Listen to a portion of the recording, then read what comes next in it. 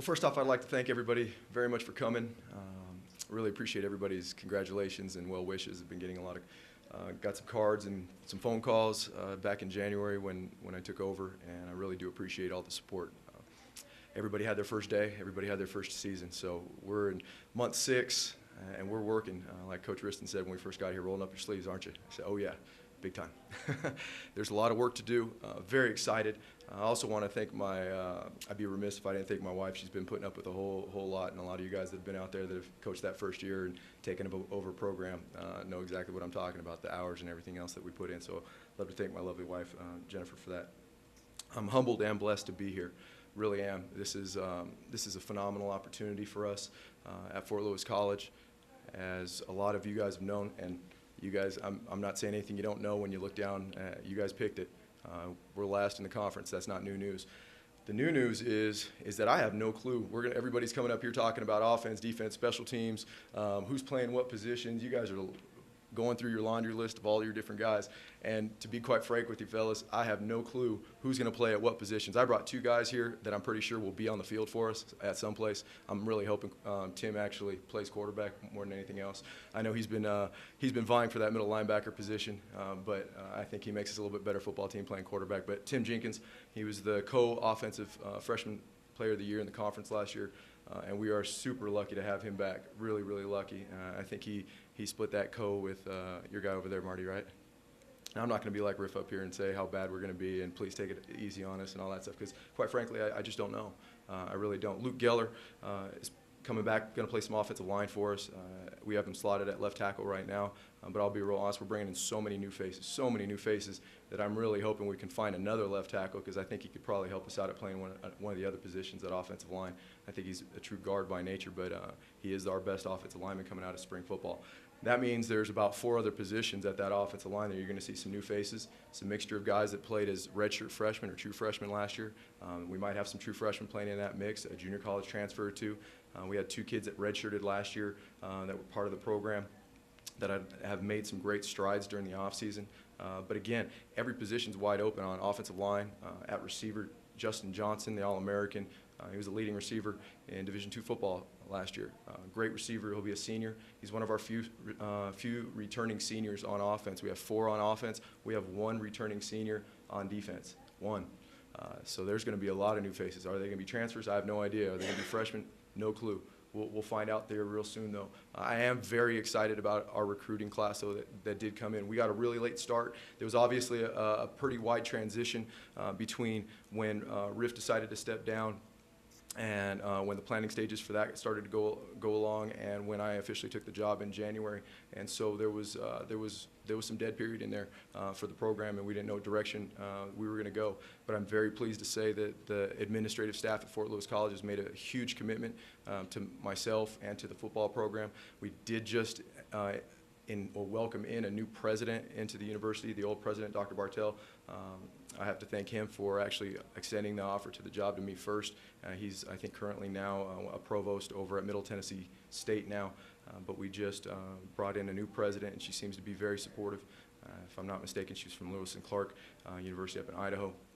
And I haven't had an opportunity to sit down with her in person yet, but we're slated for that for next week, so that'll be interesting as well, meeting your new president for the first time and having that sit down. So, but we did bring in a whole new staff, and part of that transition, I've heard many of you guys speak about this already, is that whenever there's change, there's an opportunity for growth. And this was one of those things. When I was lucky enough to be part of Coach Riff's staff when we first got there in 2004 and took over a program that was fledgling.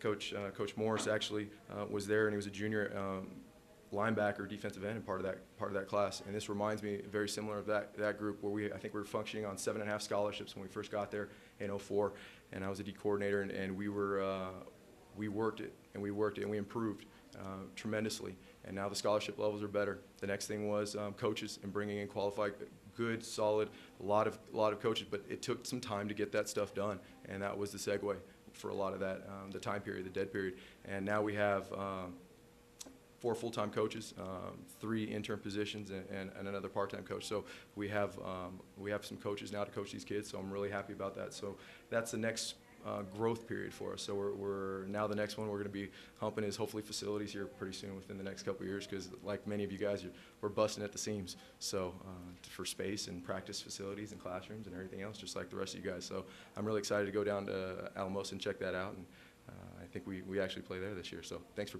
bumping that back for 2 hours, by the way, bud. I appreciate that. Traveling up there the same day this year. So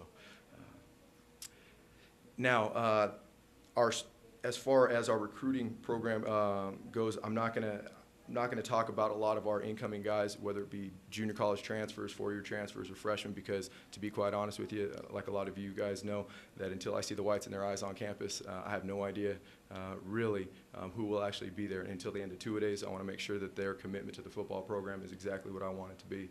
And so hopefully this time next year I can talk freely about all those guys that put in a year's worth of work. But until then, I'm just going to say that we're very excited about that. We did concentrate on the state of Colorado and the Four Corners region specifically. We're bringing in about a dozen junior college guys at some key positions, but our focus was tremendously to hit the state of Colorado. Our spring recruiting for 2011 really was to put the face of Fort Lewis college football out there in the communities, out back in the high schools. And so and it was awesome to have the great number of coaches that we had out there spend some time. So that was nice. And then our summer program has been tremendous. The commitment from our veterans, the guys that were here during spring football, to stay in Durango for the summer. And all you guys that have been to Durango know it is not a cheap place to live. And so for those guys to go out and get part-time jobs and take summer school classes and do all that and lift and run and have it be organized and structured and have Tim run 7-on-7 and do all that kind of stuff during the summer has been great for our program. It's been tremendous. So very excited about that. That's something that we can really smile on right now.